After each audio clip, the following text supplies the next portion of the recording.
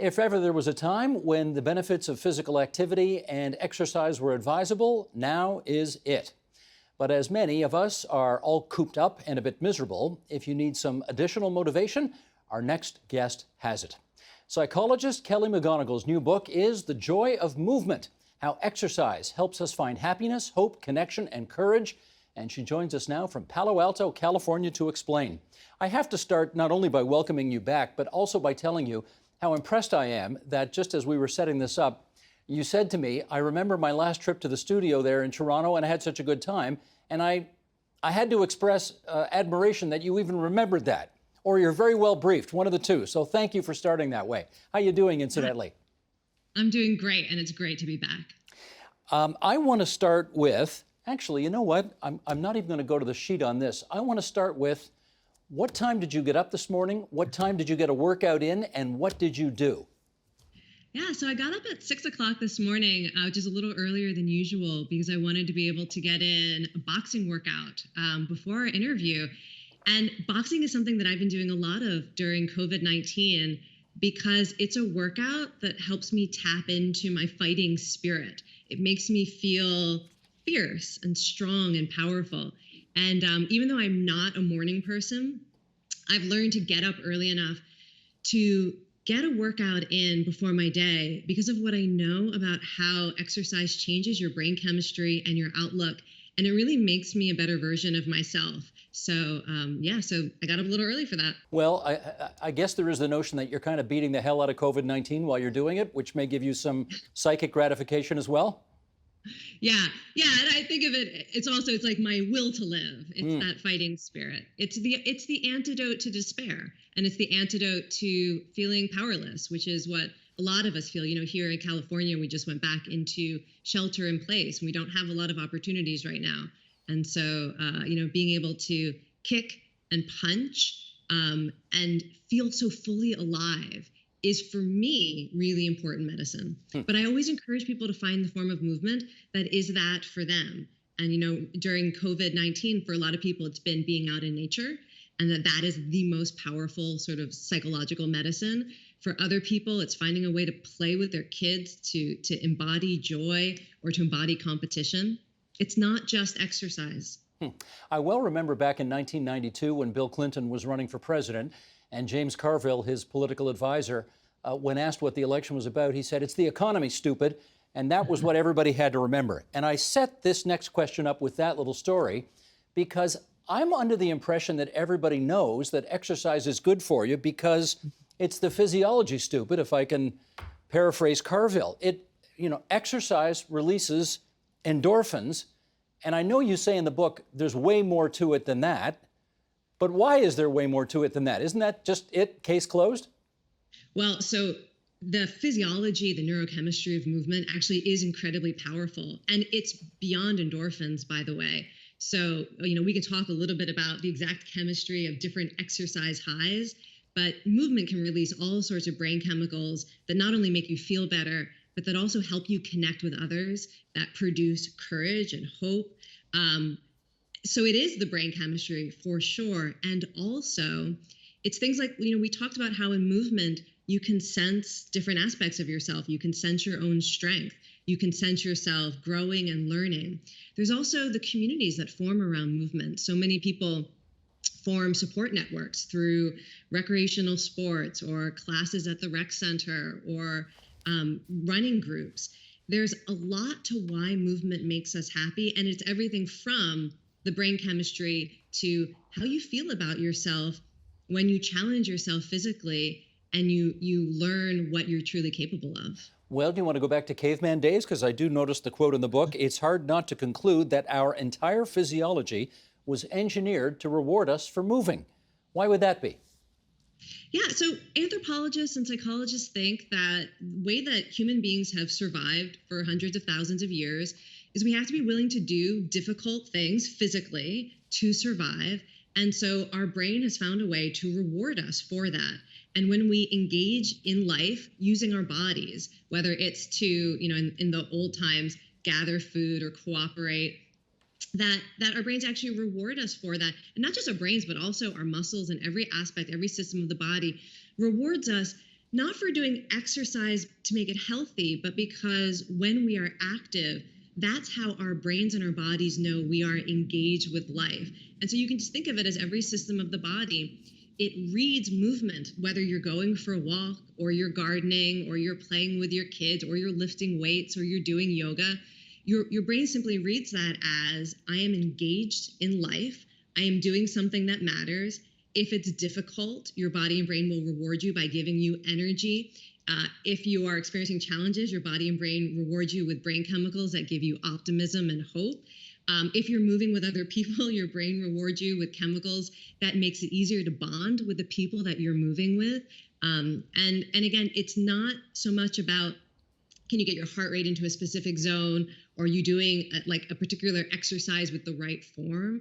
It really is about movement. And so anything that gets your heart rate up a little bit, or that deepens your breathing, or that uses whatever parts of your body still move, you're going to get some of the benefits we're talking about. Well, let's talk about one of the most popular forms of reward for exercise, and that's the so-called runner's high, which you do a chapter on in the book. I think it's the first chapter in the book. You know, there's going to be people watching this right now saying, yeah, I've heard of the runner's high, but come on, does it really exist? So tell us, does it really exist? It does exist. And I'm also here to say you don't need to run to get it. So I'm personally not a runner, although I love runners. I'm married to one. You can get an exercise high through any form of movement that basically just keeps you in motion for at least 20 minutes. And the runner's high or the exercise high, it's a change in brain chemistry that really is the classic reward for being engaged in life through your body. And many people think that it actually is endorphins, but the primary brain chemical that's released when you exercise for about 20 minutes, you're active for at least 20 minutes, it's endocannabinoids. And those are the brain chemicals that cannabis mimics. And when your brain releases endocannabinoids when you exercise, one of the first things you'll notice is you feel less stressed, less worried. There's a sense of ease or peace. Your mind quiets down. You also feel more energy. You feel more powerful. Movement gets easier. It's one of the reasons why sometimes the second half of a workout feels better than the first. Even though you should be tired, you're actually energized by this exercise high. And then the thing that I think is so fascinating about the exercise high is that endocannabinoids enhance pleasure, and particularly social pleasure. So it's why so many people might say go for a walk or a run or go to the gym and come back and feel like it's easier to connect with their family. Sometimes I heard from so many people who would say their family sends them out for a run when they're not, the best version of themselves, because they know they'll come back, really able to connect. And it's one of the reasons why exercise is also such a powerful antidote to loneliness and even things like social anxiety and depression. Because in all of those cases, even with things like grief, one of the reasons why those things are so difficult is it makes it harder to anticipate and experience social joys and connection. And exercise is one of the few things we know that actually creates the brain chemistry that makes you more open to connecting with others and able to overcome that anxiety or to actually experience those moments of joy that come from being with others.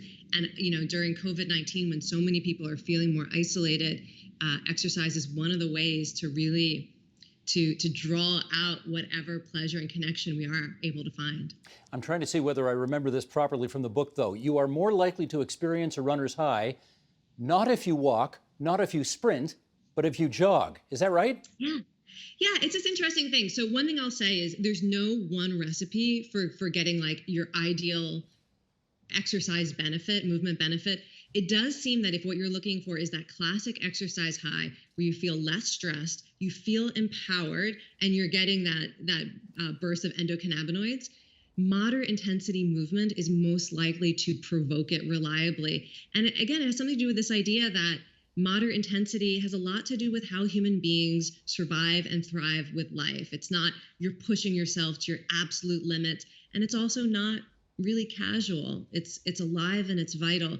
And so, if you don't know what moderate intensity is, it's basically, do you feel pretty good, like you could keep going, but you also sense that your heart rate is up or you're sweating a little bit. You feel a sense of effort, but it's not all you can do to just keep going the next second. That's the classic exercise high. But let me tell you, if you want more brain chemicals associated with joy and connection and resilience, there are other things you can do that amp up that brain chemistry even more. So rather than focus on intensity, you can add music, you can move with other people, you can exercise outdoors in an environment that inspires you. There are a lot of other ways to really bring out the pleasure and the brain benefits of movement. Well, if I recall, one of the people you talked to for the book described it as having had a couple of Red Bulls with vodka and a $50 lottery ticket in their pocket. Like it was that kind of high as opposed to smoking a marijuana joint and kind of having a chilled out high. Is that right? Yeah, so one of the most reliable effects of movement, if you're doing a movement that's safe for your body, that really that you are choosing to do because it has some sense of purpose or pleasure, people end up feeling energized and more optimistic. And it's not only just happiness. So I included that because I thought it was kind of funny because so many people compare an exercise high to other substances. But my favorite definitions of the runner's high are the ones I included where people say things like, I feel connected to everyone in my life, and I even feel a little bit in love with the strangers that I walk by.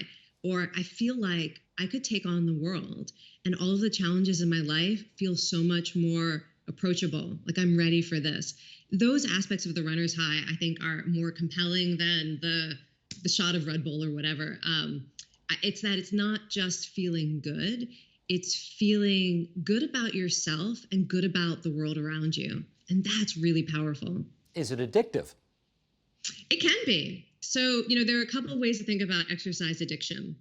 There is an unhealthy version of it that functions like a destructive addiction that's almost always linked to things like eating disorders, body dysmorphia, people who are using exercise to try to control their fears around what their body looks like.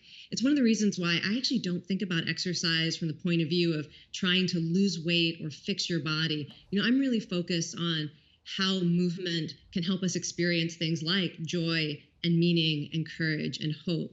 So leaving aside that it is possible to develop an unhealthy dependence or addiction that's often wrapped around other kinds of suffering. Most people get addicted in a really positive way. And we know that if you're somebody who is regularly active and then you are forced to be sedentary for a day or two, you will start to feel symptoms of things like depression and anxiety that look a lot like withdrawal because exercise has such a profound effect on our mood and our outlook that when you don't do it, you will notice it. And many people develop this kind of healthy dependence on movement where it's like a committed relationship. You're almost in love and then you just commit because you start to see what an important role it plays in your life. And so that's the way I like to describe it. But the thing so here's what I want people to know who maybe have not yet fallen in love. Research shows that it takes about 6 weeks for the brain to really reward you for movement if you have not been active. So with regular exercise, your brain changes how it experiences everything from the physical sensations of movement, like how does your brain interpret signals of effort and your heart rate going up? Is that aversive or is it pleasurable? Your brain changes in terms of how many of those happy chemicals it produces and how strong your exercise high is. Your brain changes in all sorts of ways that allow you to experience more pleasure, more meaning, and less discomfort when you move. So a lot of people have to get through those first 6 weeks or so by finding other ways to experience pleasure or pride in what they're doing. And I really want people to know, if you think you hate movement, you might need to just find the form that works for you right now in your life and to trust the process of change. Because we all know that when you exercise, your muscles change, and that takes time. We know that your heart changes. Your heart gets stronger when you exercise, but it takes time. And the same is true with your brain. But what most people don't understand is that the way your brain changes when you exercise is your brain actually learns to enjoy it more, to actually want it. And your brain changes in other ways that make you more resilient to stress and more sensitive to all forms of joy. Exercise is one of the only things we know that has this effect on your brain. And it's one of the reasons why it's worth committing, even if right now you think that you aren't an exercise person. Kelly, I have a bit of an odd follow-up for you on that, and that is, I am told that when some people are addicted to illegal drugs, or what once upon a time might have been illegal drugs, if they even so much as see drug paraphernalia, they can start to get an intense craving for that feeling again. And I wonder if the same thing happens for exercise enthusiasts who are hooked on that high that we've been talking about. And if they see, I don't know, a tennis ball or a, or a baseball bat on the ground or a running shoe, does the same thing happen? Yeah, so this is such an interesting thing. So again, this is not going to make any sense to people who haven't fallen in love with exercise yet. But one of the things I discovered in the research is there's something called a pleasure gloss, which is when you experience deep joy or meaning or pleasure in the context of some cue, an object or a sound or a smell, your brain starts to interpret that smell or object or sound as inherently good and pleasurable. And it turns out that the same thing happens with exercise, that, you know, a runner can look at shoes that they have run a number of races in and actually get this like rush of happy chemicals, a rush of pride and joy that is similar to some of the more destructive things that you see in addiction. And the reason I think this concept is so interesting is it also is a lot like what happens if, say, you know, your child lives in another part of the world and you look at their photograph or you get a text message from them and you get that immediate burst of joy. It's the same thing that happens when somebody who loves tennis hears the sound of a can of tennis balls being opened. And what I love about that is, like, we're not trying to get everyone addicted to exercise, but there's something really powerful. I mean, we don't attach these kinds of pleasure glosses. Our brain doesn't learn these powerful associations to things that aren't like truly embedded in our human capacity to form strong attachments to things. And so I think of it, I really like the analogy of falling in love or attachments, like human attachments, even more than addiction, because we know that addiction has all of these negative consequences that exercise has the opposite effect of. So for example, if you become addicted to a substance, what often happens in your brain is that you lose the ability to take joy from other things like food or a sunset or human interaction or pursuing a goal. Your brain actually starts to inhibit the capacity for joy for anything other than what you're addicted to. And as I said, exercise does exactly the opposite, in part because the way that exercise releases brain chemicals, it's the same chemicals as a substance of abuse, but at a level that is so healthy, it doesn't tell your brain, whoa, you need to adapt to this and suppress joy. It says, oh, I guess we're engaged with life. Let me change my brain structure and function so that I can experience more hope and motivation and joy and connection. Although there is a bit of a paradox here, and I'll turn your attention to gyms. When they're open, which of course they're not here, and I guess where you are as well, when they're open, you see people going to try to achieve all of the things that you've just referred to, and many of them put their earbuds in and shut out the rest of the world. It's a very solitary thing. Having said that, you say doing it can enhance social cooperation. So you got to explain all that to us. Okay, well, first of all, let me say there is nothing wrong with putting your earbuds in and using music. So music amplifies all of the benefits of movement. And if you need some me time, especially, don't go to the gym, you're at home alone, you should also know that movement enhances the pleasure of music. So when you put on a song that makes you feel powerful or that reminds you of a good time in your life, it releases adrenaline and dopamine and endorphins, and movement enhances that. So again, especially if you think you're somebody who doesn't like any form of exercise, start with your playlist rather than the form of movement you're going to force yourself to do. And that playlist will often really pull out your ability to persist. So that's why people are putting in their earbuds if they're on their treadmill. So that being said, there is a lot of benefit to moving with other people. And we know that when you move physically with other people for any purpose, it doesn't have to be like at the gym. You could be building something, or you could be cooking together, Or or you dancing. could be dancing at a wedding. And we know that that actually we have an instinct to bond and to trust with people that we are moving physically in sync with. And so it's one of the reasons why if you do go to a yoga class or you go to a dance party and you're moving with other people, we are built to feel like we can trust people that we're moving in sync with. And so, there's all sorts of interesting studies that say, like, after a yoga class, if people are given a chance to cooperate or to do something to support the greater good of their community, they're more likely to do it than if they only did a movement practice on their own. So there is something particularly special about moving with other people that pulls out our pro-social nature. Well, let me follow up on the dance angle, because you've got a story in the book about a 75-year-old grandmother of 9. Her name's Miriam. She's got Parkinson's. What does dancing do for her?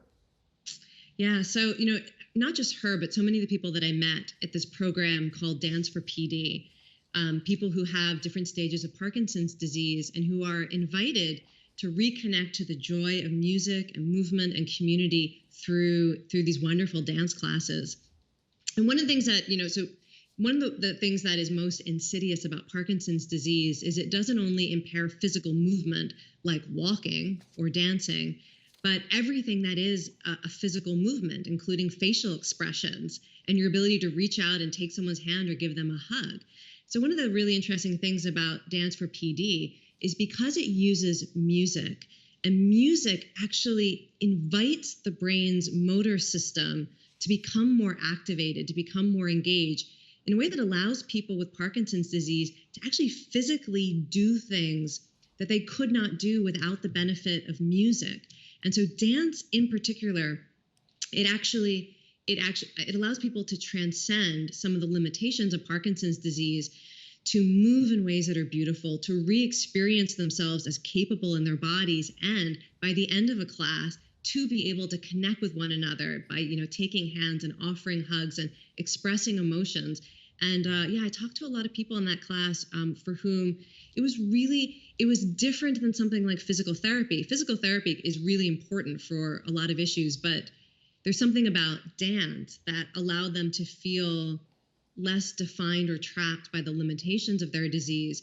And I saw this not just in Dance for PD, but a lot of the communities that I went to where people were struggling with what we could call real barriers to movement, whether it's something like physical disabilities, being in a wheelchair, surviving a stroke, or suffering from severe depression or grief, that they found a form of movement that allowed them to connect to who they were at their best. That's the woman that I talked to for Dance for PD. She had always loved music, and Dance for PD gave that love back to her. But I also, I feature a woman who, after becoming partially paralyzed and living in a wheelchair, discovered boxing, and a whole side of her that she sensed herself as strong and as a fighter, similar to how I experienced boxing. A woman who was grieving the loss of her child, who found connection to her child by spending time in nature running, that she discovered that there was something about exercising outdoors that allowed her to feel a deeper connection to her son than she could in any other environment or any other time. And I really think that that's what's so amazing about movement. And again, why we're not just saying, get your heart rate in this zone, go do this number of squats. We're talking about movement and allowing movement to bring out natural human capacities to experience things like joy or community or hope. Well, one of the things that I think many people have discovered during the COVID-19 pandemic is that they can't go to the gym like they used to. They may not have a Peloton in their basement.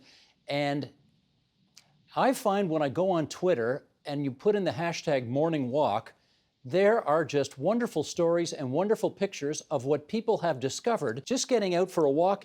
How much of a difference does it make to your life if you can even go out for a half-hour walk among nature every day?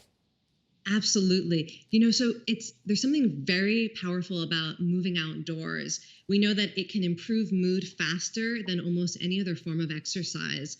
There's something about being in nature, in an environment where you feel safe, that immediately changes what's happening in your brain in ways that look very similar to what happens when people meditate. There is a kind of spontaneous mindfulness, a spontaneous sense of perspective on life that is one of the reasons why I think exercising outdoors has been so popular during COVID-19. There's studies showing, for example, if you go for a walk in nature and you're asked to think about the biggest problem in your life, an unresolved issue, you feel more optimistic about the possibility of overcoming that obstacle or resolving that problem.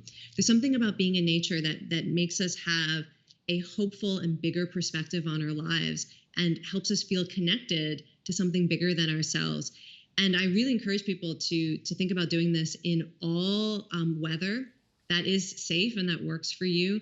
There are some real benefits to exercising in the cold. Also, just the psychological aspect of it. So many people have said to me that actually they feel most alive when they're out there exercising in the cold because they sense themselves as committed and as connected to the cycle of life. So it doesn't have to be only when it's, perfectly sunny and easy to be out. Well, this has been a perfectly encouraging and wonderful journey over the last half hour that we've spoken. So needless to say, I have to ask a real nasty, high-type fastball for the last question here, which is there's so much about life today that conspires to prevent you from moving, right? Most of our jobs, look at the job we're doing right now. This is probably the longest you and I are going to be stationary all day long. We've been sitting here for the last half hour. But there are so many jobs, particularly now during the pandemic, where people don't move. Is there too big a mismatch between what we need to lead better lives and what the reality of our lives in modern society is today? Well, it definitely is true that our environment is conspiring against us. And many of the things that we have to do in our lives are keeping us from being as physically engaged as maybe humans were 100,000 years ago. But I think that what's important to remember is that if you aren't active now, every small dose that you add, we know from research can enhance your happiness. Even things like how many steps you take per day is linked to meaning in life. And so whatever your baseline is, rather than worry, is it short of ideal? Know that increasing from your baseline, the research is very clear. There's no dose too small to make a positive difference in your happiness and your mental health. So I would encourage people to look around their lives and figure out what is the easiest way to begin. And I will tell you my favorite way to begin is pick a favorite song, can be as short as a couple of minutes long, put it on and do any kind of movement that you find enjoyable or meaningful, whether it's yoga poses or dancing or push-ups or just walking. And I'm telling you, you will get a real benefit from that. Great advice. The Joy of Movement is Kelly McGonigal's latest. We highly recommend it. And I do have to say as well, the joy of being stationary over the last half hour has been pretty good as well. Dr. McGonigal, it's been great to have you on TVO again. I hope we get to see you in Toronto next time you get a new book out. Definitely. Thank you so much. The Agenda with Steve Paikin is brought to you by the Chartered Professional Accountants of Ontario. CPA Ontario is a regulator, an educator, a thought leader, and an advocate. We protect the public. We advance our profession. We guide our CPAs. We are CPA Ontario. And by viewers like you. Thank you.